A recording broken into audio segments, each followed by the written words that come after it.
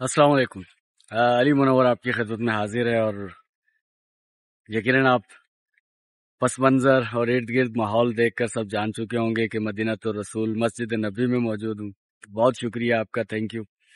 अल्लाह ताला का बेइंतहा शुक्रगुजार हूँ कि अल्लाह ताला ने मुझ जैसे नाचीज, कमतर, नाकारा, गुनाहगार इंसान को ये मौका फराहम किया कि वो अल्लाह का घर देख पाए, अल्लाह के प्यारे हबीब का मस्कन देख पाए, मदीना देख पाए। बहुत शुक्रिया। कल से मुझे मैसेजेस आना शुरू हुए। ये मुझे उस वक्त पता था, बल्कि जब ये प्लान आया सामने, भाई एक प्लान हम बनाते हैं और एक खुदा बनाता है, और कामयाब और बड़ा और अजीम तर प्लान तो वही है जो अल्लाह ताला बनाता है। तो जब मुझे इस बात का पता चला कि मुझे बुलावा आया है, तो उस वक्त मेरे जहन में फौरन से एक चीज आई थी कि ये अक्टूबर का महीना है और इस महीने ये बंदा नाचीज इस दुनिया में आया था। तो कल से काफी मैसेजेस मौसूल हुए, सालगिरह की मुबारकबाद लोग दे रहे हैं। मैंने कभी बाकायदा सालगिरह नहीं मनाई, लेकिन मैं इस दिन को याद जरूर रखता हूँ कि एक कुछ चीजें जुड़ी हुई हैं इस तारीख से, इस दिन से। ये है तो अजीब चीजें, लेकिन शुक्रगुजारी का मौका तो होता है ना कि अल्लाह ताला ने आपको इस दुनिया में भेजा।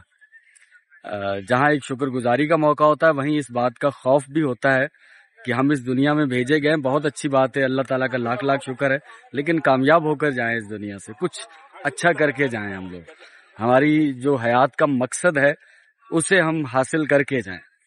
तो इसी नियत से, वगरना बहुत सारे लोग कहते हैं यार जन्मदिन को याद नहीं रखना चाहिए। हालांकि इस बारे में हदीस रसूल मौजूद है कि हजूर सल्लल्लाहु अलैहि वसल्लम अपनी पैदाइश के दिन रोजा रखा करते थे।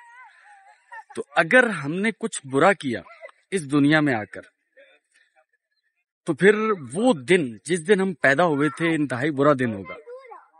जो दुनिया के अंदर जालिम, जाबिर, बद किरदार लोग इस दुनिया में आए और उन्होंने इस दुनिया को नुकसान पहुंचाया, लोगों को नुकसान पहुंचाया, तो यकीनन हम उन्हें कुछ अच्छे लफ्जों में याद नहीं रखते। और जिन लोगों ने कुछ अच्छा किया, बल्कि बहुत कुछ अच्छा किया, इस दुनिया की, इस कायनात की सबसे अजीम हस्ती हजरत मोहम्मद मुस्तफ़ा सल्लल्लाहु अलैहि वसल्लम, तो हम उनका यौम पैदाइश याद भी रखते हैं, बल्कि बेपनाह कसीर तादाद में लोग उसे मनाते भी हैं। अल्लाह का शुक्र अदा करते हैं कि अल्लाह ताला ने एक अजीम शख्सियत उस दिन इंसानों के दरमियान उतारी। तो हम खैर उनके तो सर खाक दर खाक दर खाक दर खाक कदमों की खाक के काबिल भी नहीं है हम लोग तो, लेकिन एज ए इंसान होने के नाते यकीनन हमारी भी कुछ जिम्मेदारियां हैं अल्लाह ने हम पर डाली हैं। तो अगर हम कुछ अच्छा करके जाते हैं तो वो दिन बहुत अच्छा होगा जिस दिन हम इस दुनिया में आए थे। तो इस लिहाज से मैं इस दिन को याद रखता हूँ।